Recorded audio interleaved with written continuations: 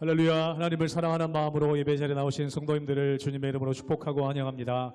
함께 이 시간 기도하며 예배 자리로 나가도록 하겠습니다. 함께 기도하겠습니다. 하나님, 오늘 주님을 사랑하는 마음으로 예배 자리로 나아갑니다. 우리 마음 가운데 은혜 부어 주시옵소서. 우리 삶의 모든 것이 은혜임을 이 시간 고백합니다. 앞으로 살아갈 것도 주의 은혜로 살아갈 수 있음을 고백하오니 이 시간 말씀의 은혜, 기도의 은혜, 예배의 은혜를 부어 주시옵소서. 우리 성도님들의 심령과 가정마다 은혜 부어주시사 오늘 하루도 우리의 평생이 은혜로 살아가는 우리 성도님들의 가정과 삶 되게 하여 주시옵소서. 감사드리며 예수님의 이름으로 기도하옵나이다. 아멘.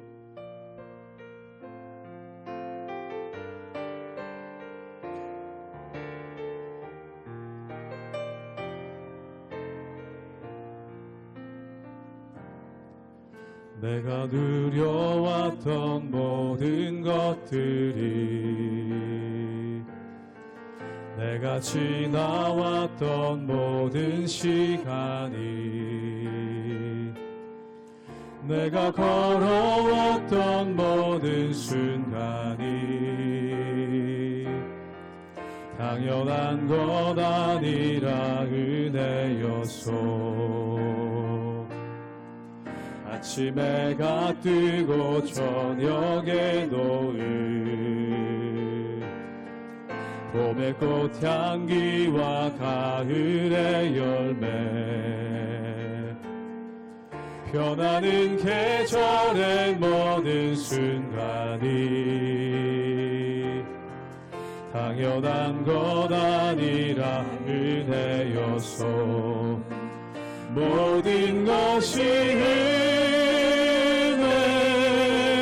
은혜, 은혜, 한없는 은혜. 내 삶에 당연한 것 하나도 없었던 것이 모든 것이 은혜, 은혜였소.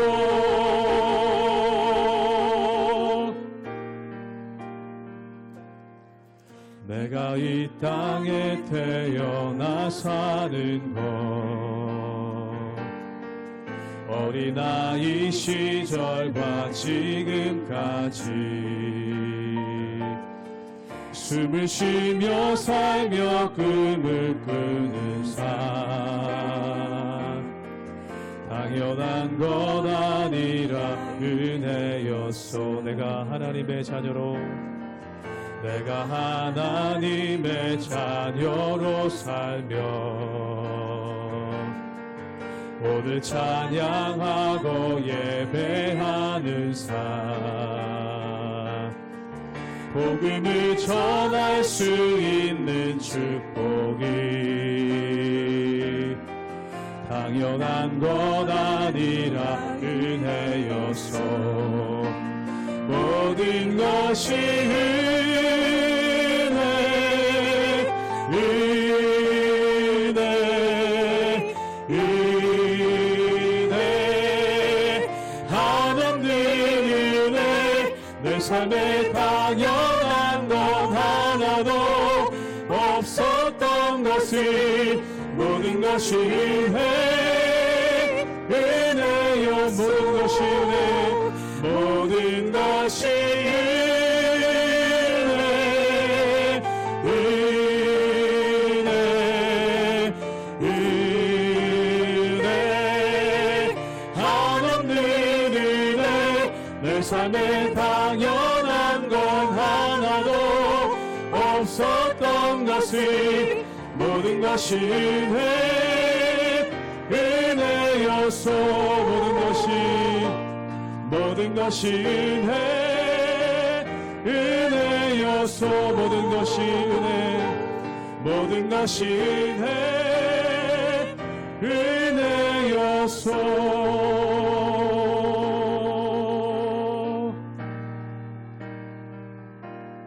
주의 나라가 임할 때 하나님 임재하실 때 예배가 회복되며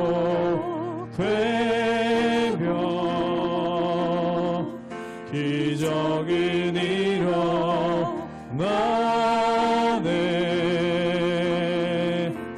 전능하신 주 영원하신 능력의 통치자 자유가 선포되며 주 백성 돌아오네.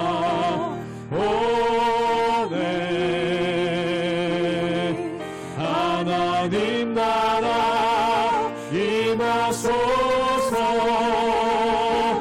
영광과 존귀 능력과 위엄 놀라운 사랑의 기적의 하나님 지금 이곳에 오소서.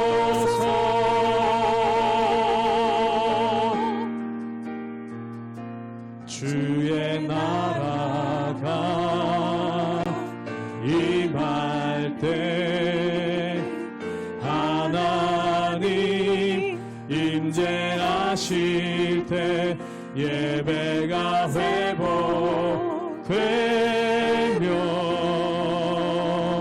기적은 일어나네. 전능하신 주 영원하신 능력의 통치자 자유가 선포되며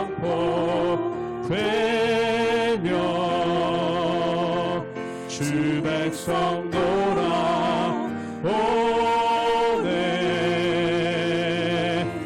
하나님 나라 임하소서. 영광과 존귀 능력과 위엄 놀라운 사랑의 기적의 하나님 지금 이곳에 오소서. 하나님 나라 임하소서. 영광과 존귀 능력과 위엄 놀라운 사랑의 기적의 하나님 지금 이곳에 오소서.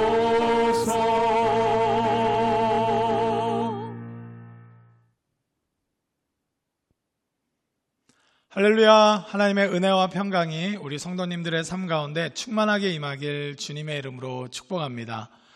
우리는 살면서 여러 가지 이 선택의 문제에 있어서 특별히 어떠한 자리나 또 직분에 대해서 큰 생각 없이 비전 없이 그것을 선택하고 사모하는 경우들이 더러 있습니다. 이 교회에 보면 장로의 직분이나 또 여러 중직자의 직분은 사모하지만 정작 그것이 무엇을 감당하는 것인지 또는 어떠한 비전으로 나아가야 되는지 모른 채 하는 경우들도 있죠. 심지어 목회자 또한 그렇습니다.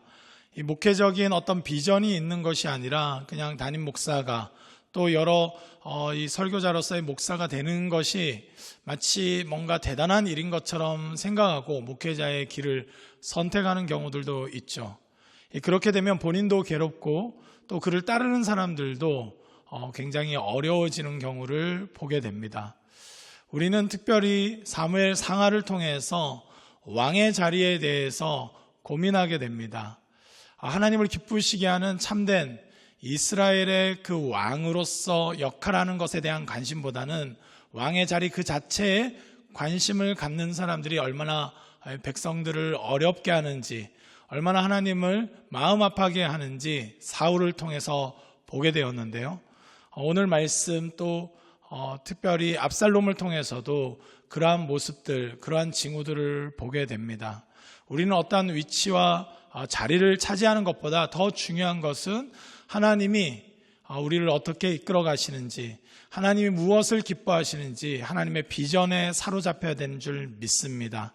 그러할 때 하나님을 기쁘시게 하는 삶을 살며 그 자리에 합당한 삶의 모습을 지닐 수 있게 되는 것입니다. 오늘 말씀을 통해서 다시금 우리의 신앙의 자리에 있어서 어떻게 나아가야 될지 생각할 수 있는 저와 여러분 되시길 주님의 이름으로 축복합니다. 사무엘하 16장 15절에서 23절까지의 말씀입니다. 압살롬과 모든 이스라엘 백성들이 예루살렘에 이르고 아히도벨도 그와 함께 이른지라. 다윗의 친구 아렉 사람 후세가 압살롬에게 나갈 때 그에게 말하기를 왕이여 만세, 왕이여 만세 하니, 압살롬이 후세에게 이르되 이것이 내가 친구를 후대하는 것이냐? 내가 어찌하여 내 친구와 함께 가지 아니하였느냐 하니, 후세가 압살롬에게 이르되 그렇지 아니하니이다. 내가 여호와와 이 백성 모든 이스라엘의 택한 자에게 속하여 그와 함께 있을 것이니이다. 또 내가 이제 누구를 섬기리이까? 그의 아들이 아니니이까? 내가 전에 왕의 아버지를 섬긴 것 같이 왕을 섬기리이다 하니라. 압살롬이 아히도벨에게 이르되 너는 어떻게 행할 계략을 우리에게 가르치라 하니, 아히도벨이 압살롬에게 이르되 왕의 아버지가 남겨두어 왕궁을 지키게 한 후궁들과 더불어 동침하소서. 그리하면 왕께서 왕의 아버지가 미워하는 바됨을 온 이스라엘이 들으리니 왕과 함께 있는 모든 사람의 힘이 더욱 강하여지리이다 하니라. 이에 사람들이 압살롬을 위하여 옥상에 장막을 치니 압살롬이 온 이스라엘 무리의 눈앞에서 그 아버지의 후궁들과 더불어 동침하니라. 그때 아히도벨이 베푸는 계략은 사람이 하나님께 물어서 받은 말씀과 같은 것이라. 아히도벨의 모든 계략은 다윗에게나 압살롬에게나 그와 같이 여겨졌더라. 오늘 말씀을 살펴보게 되면 압살롬은 무혈 입성을 하게 되는, 예루살렘 성으로 무혈 입성하게 되는 장면이 나옵니다. 그런데 굉장히 당황스러운 것은 그렇게 왕의 자리를 탐했음에도 불구하고 치밀한 계략 가운데 왕의 자리를 확보할 수 있음에도 불구하고 그에게는 어떠한 비전도 없었다는 것을 알게 됩니다. 오늘 본문 20절 말씀을 함께 읽도록 하겠습니다. 압살롬이 아히도벨에게 이르되 너는 어떻게 행할 계략을 우리에게 가르치라 하니. 아멘. 압살롬은 예루살렘에 들어가고 나서 오히려 아히도벨에게 질문합니다. 이제 어떻게 해야 되는가? 그토록 바라던 어떤 예루살렘 성에 들어갔음에도 불구하고 그 이후에 어쩌면 다윗 왕의 이 실정을 폭로하고 이제는 나의 시대가 왔음을 알려야 되는 굉장히 중요한 자리임에도 불구하고 자신에게는 어떠한 비전도 어떠한 꿈도 없는 것을 볼 수 있게 됩니다. 어떻게든 자리는 차지했는데 이제는 무엇을 해야 될지 모르기 때문에 오히려 아히도벨에게 질문하게 되는 것입니다. 그것이 이 압살롬의 한계라는 것을 보게 됩니다. 많은 경우에 어떤 자리를 그렇게 원했음에도 불구하고 정작 그 자리에 가서는 무엇을 해야 될지 모르는 경우들이 있습니다. 그렇게 결혼을 하고 싶어서 남편이 됐음에도 불구하고 아내가 되었음에도 불구하고 그 뒤로는 어떻게 해야 될지 모르기 때문에 이것저것 세상의 뉴스들을 통해서 또 세상의 논리들을 통해서 자기의 자리를 또 자신의 위신을 챙기려고 하는 그런 한계를 보게 됩니다.